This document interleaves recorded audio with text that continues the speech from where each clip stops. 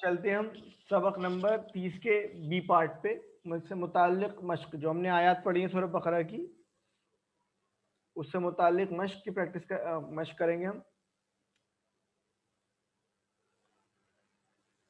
اور اگر واقعی میں آپ لوگ سیریس ہیں، قرآن کریم سیکھنا چاہتے ہیں، تو اپنی نوٹ بک اور قلم کو نکال لیں.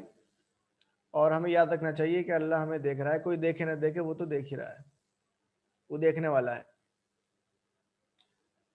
چلیے واحد کی جمع اور جمع کی واحد بنائیں گے. یہ دیکھیے، اگر پہلا یہ کیا لفظ ہے؟ پہلا لفظ ہے اصابع. تو اصابع کہاں پر آیا تھا؟ اصابع دیکھیے کہیں آیا ہے اصابع؟ یہ آیا ہے اصابع. اصابع کا مطلب انگلیوں کی جمع ہے. اور دیکھیے اس کا واحد کہاں پڑھا تھا ہم نے؟ اس کا واحد ہم نے یہ پڑھا تھا، اس کا واحد تھا یہ. اگر آپ کو بھی یاد ہے دیکھیے، اسبع، اسبوع ایک انگلی، اور اصابع بہت ساری انگلیاں. تو آپ لکھ سکتے ہیں وہاں پر جو پریکٹس کر رہے ہیں اپنی کاپی میں، تاکہ یاد رہے. اسبوع اور اصابع، اسبوع ایک انگلی اور اصابع بہت ساری انگلیاں. ٹھیک ہے. ماضی بنانا ہے آپ کو. کس کا ماضی بنانا ہے؟ یجعلون. تو یجعلو وہ بناتا ہے، یجعلون وہ سب بناتے ہیں. یہ مضارع ہو گیا، اور یہ ہو جائے گا جعلا جعلو وہ سب بناتے ہیں. جعلو انہوں سب نے بنایا، جعلا اس نے بنایا، جعلو ان سب نے بنایا. تو اس کا ماضی ہو جائے گا جعلو. فقروں کے معنی لکھیے، فقرے جو ابھی پڑھے ہم نے. دیکھیے ورعد و برق، ورعد و برق دیکھیے کہاں پڑھا ہم نے؟ یہ دیکھ سکتے ہیں ورعد و برق کہاں گیا جی؟ ورعد و برق.